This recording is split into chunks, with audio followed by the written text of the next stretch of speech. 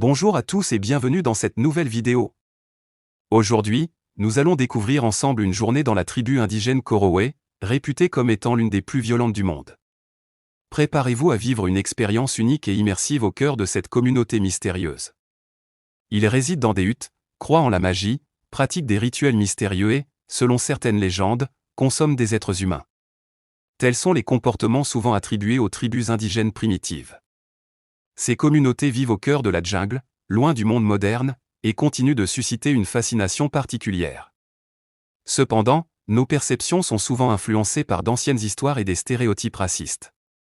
Dans la vidéo d'aujourd'hui, nous vous proposons un aperçu de la vie quotidienne des Korowe, un peuple de la jungle réputé pour sa violence. Les Korowe vivent véritablement comme il y a des milliers d'années, croyant aux esprits et à la magie maléfique. Mais le cannibalisme fait-il encore partie de leur rituel aujourd'hui ? C'est ce que nous allons explorer. Pour rejoindre la tribu des Korowe, il faut d'abord entreprendre un long voyage. Ils habitent sur l'île de Nouvelle-Guinée, dans l'océan Pacifique. Malgré les avancées technologiques, la partie occidentale de l'île demeure l'un des rares endroits au monde qui n'a pas été entièrement cartographié, en raison de l'absence de routes et de pistes, ainsi que des nuages bas qui entravent la couverture satellite. Le peuple Korowe vit depuis des milliers d'années dans cette région de l'île, qui abrite également de nombreuses espèces animales et végétales uniques au monde. Pour leur rendre visite, il faut s'aventurer à travers la jungle impitoyable pendant 10 jours. Les Korowe, qui se désignent eux-mêmes sous le nom de Kolufo dans leur langue, n'ont pas de village au sens conventionnel, mais adoptent un mode de vie nomade dans la forêt. Cela signifie qu'ils n'ont pas de résidence permanente et se déplacent au sein de leur territoire tribal pour vivre en harmonie avec la forêt, ses plantes et ses animaux. Parmi les quelques 750 tribus qui habitent en Nouvelle-Guinée et parlent plus de 800 langues différentes, les Korowe se distinguent particulièrement. On les décrit souvent comme l'une des tribus indigènes les plus violentes au monde, où le cannibalisme serait encore pratiqué aujourd'hui. Mais à quoi ressemble réellement la vie quotidienne de ces personnes qui résident au cœur de la jungle tropicale ? C'est ce que nous allons découvrir concernant les quelques 3000 Korowe qui subsistent encore aujourd'hui. La journée des Korowe débute avec le lever du soleil, comme cela se fait depuis des milliers d'années. Étant donné que la tribu est restée largement isolée des influences extérieures en raison de son emplacement difficile d'accès pour les étrangers, elle vit encore, à bien des égards, comme à l'âge de pierre. Les habitants ne peuvent pas simplement acheter leur petit déjeuner dans un magasin, mais doivent le récolter dans la forêt. Pour se protéger des animaux sauvages, des inondations et des autres tribus hostiles, les Korowe dorment généralement dans des cabanes perchées dans les arbres, à des hauteurs pouvant atteindre 30 mètres au-dessus du sol. Lorsqu'ils descendent pour chercher de la nourriture, ce qui pourrait sembler difficile pour nous n'est pas un problème pour eux. Grâce à leurs pratiques quotidiennes, les membres de la tribu peuvent grimper et descendre des arbres imposants avec une facilité étonnante. Ils se nourrissent principalement de ce que la forêt leur offre, ce qui inclut des larves de coléoptères, des nids d'oiseaux, des plantes comestibles, des champignons et des fruits des arbres. Cependant, les membres de la tribu chassent également à l'arc et construisent des pièges dans la forêt pour fournir à leur famille de la viande de sanglier, de marsupial ou de serpent. Les Korowe pratiquent aussi la pêche, se déplaçant dans les marais à bord de canoës en bois. La viande de crocodile est considérée comme un mets très spécial pour ce peuple, mais elle ne peut être consommée que par les hommes. Cette règle conservatrice se retrouve également dans d'autres communautés de nomades forestiers. Les cabanes dans les arbres, où vivent des familles pouvant compter jusqu'à plusieurs membres, sont strictement séparées en fonction du sexe. La vision du monde des Korowe semble également assez traditionnelle. Ils croient qu'il existe 3 mondes, le monde intérieur, où résident les hommes, les animaux, les plantes et les esprits, et 2 mondes extérieurs, celui de la mort et celui de l'océan infini, où vit un immense poisson qui dévore tout. Les Korowe ne croient pas en la mort naturelle, au contraire, ils pensent que chaque jour, la mort est le résultat de la magie. Cela a bien sûr des conséquences, même si quelqu'un meurt de maladie ou de vieillesse, les nomades considèrent cela comme la conséquence d'un kakoa, une personne supposée être accrochée à la magie. Ces kakoas sont souvent traqués et tués à l'aide d'arcs et de flèches, même s'ils sont membres de la même famille. De plus, les kakoas tués sont ensuite découpés en portions et servis au dîner sur des feuilles de bananier.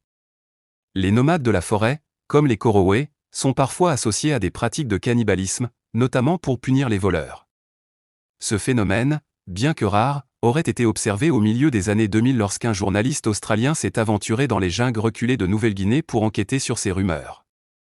Dans certaines zones isolées au cœur de la jungle, de telles pratiques subsisteraient encore.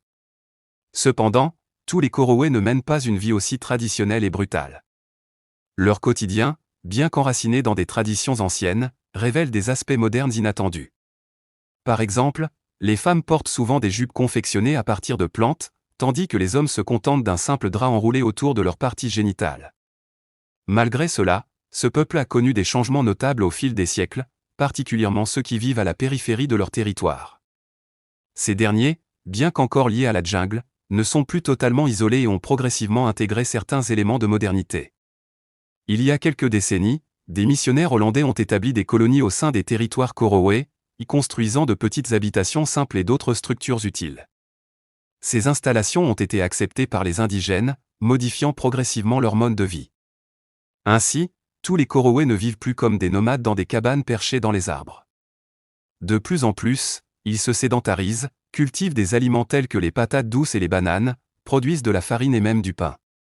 Cependant, même les Korowe vivant en périphérie restent éloignés de l'alphabétisation, car leur culture ne dispose pas d'une langue écrite.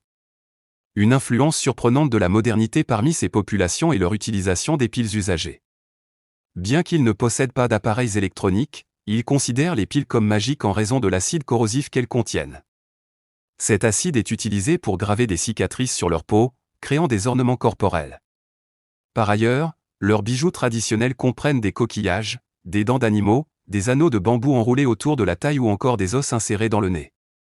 Ces informations fascinantes sur les Korowe, encore largement isolés, proviennent des travaux entrepris depuis les années 1970 par des missionnaires, des expéditions scientifiques et des documentaristes. Tous ont tenté de mieux comprendre le mode de vie unique et intrigant de ce peuple. Dans les profondeurs inexplorées de la jungle, les Korowe ont longtemps été un mystère total pour le monde extérieur. Les premiers contacts avec ce peuple ont révélé une réalité complexe et parfois violente. Les chercheurs et les visiteurs étrangers ont souvent été confrontés à des tensions, car les Korowe ne sont pas toujours accueillants. Par exemple, lorsque des touristes ont tenté de les rencontrer, des émeutes violentes ont éclaté, causant des victimes. Ces événements ont contraint la police de Nouvelle-Guinée à intervenir pour rétablir l'ordre. Les Korowe, réputés pour leurs pratiques de sorcellerie et de cannibalisme, sont parfois considérés comme l'une des tribus indigènes les plus violentes au monde. Toutefois, leur mode de vie n'est pas uniforme. Une partie de la tribu demeure isolée, vivant de manière traditionnelle et préservant un mode de vie semblable à celui de l'âge de pierre. En revanche, d'autres membres de la communauté adoptent progressivement des éléments modernes, certains portent des vêtements, utilisent des téléphones portables et fument des cigarettes, une pratique auparavant inconnue chez eux. Malgré leur découverte il y a plusieurs décennies, les Korowe restent largement méconnus. Leur territoire, qui s'étend sur environ 600 km² de forêts et de marécages inaccessibles, abrite une population estimée à seulement 3000 personnes. Cette dispersion, combinée aux dangers liés à l'exploration de ces zones reculées, dissuade de nombreuses expéditions. Ainsi, les secrets de cette tribu fascinante restent encore en grande partie insondables. Pensez-vous que le mode de vie traditionnel des Korowe pourra perdurer dans les années à venir ou qu'il finira par disparaître face à la modernisation? Partagez votre avis dans les commentaires. Si vous avez apprécié cette vidéo, n'oubliez pas de vous abonner à notre chaîne pour ne rien manquer. À très bientôt sur Le Monde TV officiel.